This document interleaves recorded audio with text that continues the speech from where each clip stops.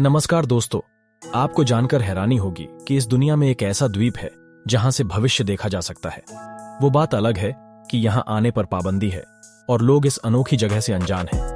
आपने time travelling को लेकर तमाम कहानियां सुनी होंगी।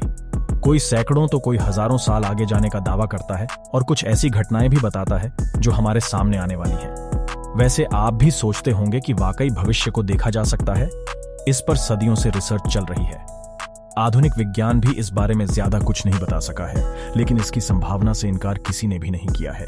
इन दिनों टाइम ट्रैवल यानी समय यात्रा दुनिया में चर्चा का विषय बन गई है। कई ऐसी हॉलीवुड फिल्में बनी हैं जिनमें बेहद अनोखे अंदाज में समय यात्रा को दिखाया गया है। हालांकि सबसे बड़ा सवाल यह है कि क्या सच में कोई समय यात्रा कर सकता है? क्या भविष्य में समय यात्रा के लिए कोई टाइम मशीन बनाई जा सकती है? मशहूर वैज्ञानिक अल्बर्ट आइंस्टीन ने सन 1905 में एक सिद्धांत दिया था जिसका नाम रिलेटिविज्म है, जिसमें उन्होंने बताया था कि ब्रह्मांड में टाइम और स्पेस चादर के रूप में एक दूसरे से जुड़े हैं। अल्बर्ट आइंस्टीन के सिद्धांत के मुताबिक गुरुत्वाकर्षण बल के प्रभाव की वजह से यह चादर नीचे की तरफ मुड़ती है, जिससे रेखा में बदलाव नजर आता है। वर्तमान समय के वैज्ञानिकों ने इसी सिद्धांत के आधार पर समय यात्रा करने के कई तरीकों की खोज की है, जिनका इस्तेमाल करके समय यात्रा की जा सकती है। वैसे अगर हम आपसे कहें कि धरती पर हजारों वर्षों से एक ऐसी जगह मौजूद है जहां टाइम ट्रैवलिंग संभव है, तो शायद ही आप यकीन करेंगे, लेकिन ये सच है।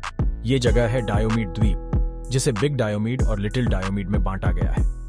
यहाँ की खासियत है कि इस एक छोर से दूसरे छोर तक आपका सफर टाइम ट्रैवलिंग का होता है, क्योंकि आप अतीत से भविष्य में पहुंच जाते हैं। बिग डायोमीड और लिटिल डायोमीड के बीच सिर्फ 3 मील यानी 4.8 किलोमीटर दूरी होने के बाद भी अतीत और भविष्य का सफर करा देते हैं। इसके पीछे की वजह है प्रशांत महासागर से गुजरने वाली इंटरनेशनल डेट लाइन।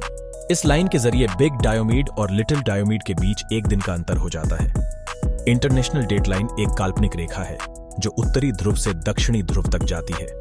ये कैलेंडर के एक दिन और दूसरे दिन के बीच की सीमा होती है। बिग डायोमीड को टुमारो और लिटिल डायोमीड को येस्टरडे आइलैंड भी कहा जाता है।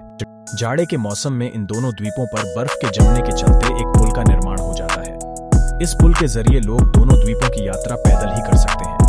अगर वे सोमवार को एक छोर से चलेंगे तो दूसरे छोर तक पहुंचते ही मंगलवार हो जाएगा। ऐसे ही वे भविष्य से अतीत में भी लौट सकते हैं, लेकिन कानूनन इसकी इजाजत नहीं है। डेली स्टार की रिपोर्ट के मुताबिक 1987 में अमेरिका ने रूस से अलास्का को खरीदा था, तो दोनों देशों ने बिग डायोमीड और लिटिल डायोमीड के जरिए सीमा का रेखांकन किया था। इन दोनों द्वीपों का नाम डेनिश रशियन नाविक विटस बेरिंग ने रखा था। उन्होंने 16 अगस्त 1728 में इन दोनों द्वीपों की खोज की थी।